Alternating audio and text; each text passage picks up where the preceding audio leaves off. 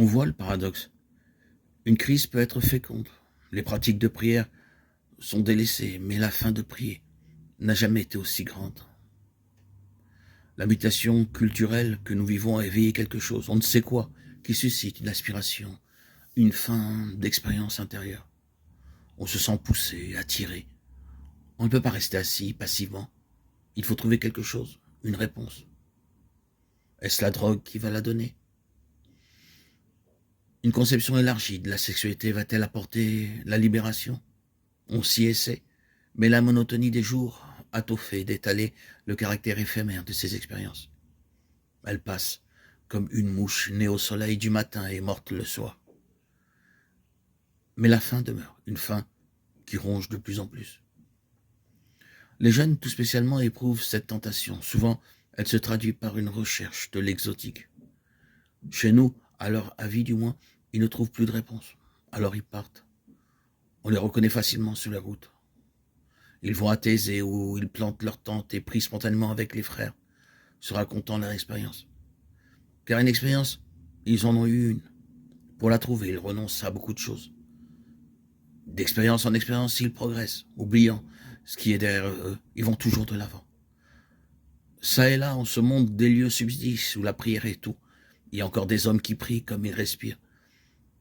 Celui qui a peiné sous le soleil brûlant du mont Athos n'oubliera plus jamais certains moines qu'il a pu y rencontrer, hommes de prière, leur visage comme une flamme et leur regard comme un feu pénétrant jusqu'au fond, et pourtant si infiniment doux, si totalement tendre. Des hommes qui, des plus profondes profondeurs de leur être, s'avancent vers toute chose et vers chacun, rejoignant tous les hommes et dans les choses le feu secret, le noyau caché, le centre le plus profond, dans un amour et une compréhension sans bornes. Il n'y a pas que les solitaires. Des foules, des masses communient dans la prière. En Russie, en Roumanie, des offices de nuit rassemblent jeunes et vieux dans des églises combles. Parfois aussi, la fin de la prière envoie des chercheurs vers l'extrême-orient. Des centaines de jeunes occidentaux séjournent dans des ashrams indiens ou japonais pour y être initiés, sous la conduite d'un gourou à la technique de la contemplation. Dans notre hémisphère occidental, des techniques comme le zen, le yoga recueillent un large intérêt. On n'épargne ni peine ni argent pour devenir maître de son corps et de son esprit. On veut se libérer pour accueillir l'expérience spirituelle. Ces techniques sont bel et bien une forme d'ascèse qui vise à détourner l'attention du superficiel et de l'inutile pour la concentrer sur le noyau des choses. D'abord et avant tout sur le noyau le plus profond de l'homme lui-même. Le but est de parvenir à une harmonie avec ce moi le plus intime et en même temps avec les autres hommes, avec le monde entier et finalement avec Dieu.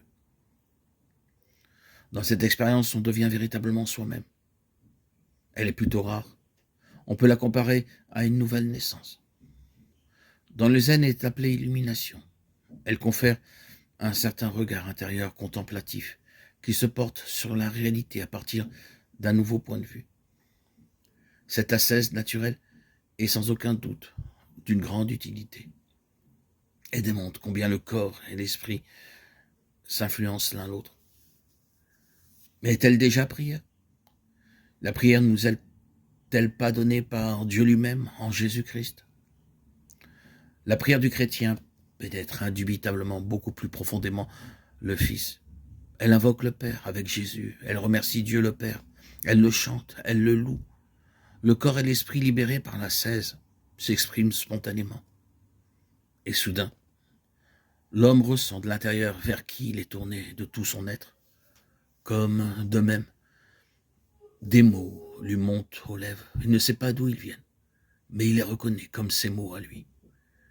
Il peut aussi se tenir silencieux sans plus, dans un silence qui n'est pas manque de mots, mais qui s'étend au-dessus des mots, qui est une forme nouvelle de dialogue, où l'on sait seulement que toute la personne est là, présente, d'une présence au sens le plus fort du mot, présence dans l'amour, qui donne la connaissance réelle de l'autre.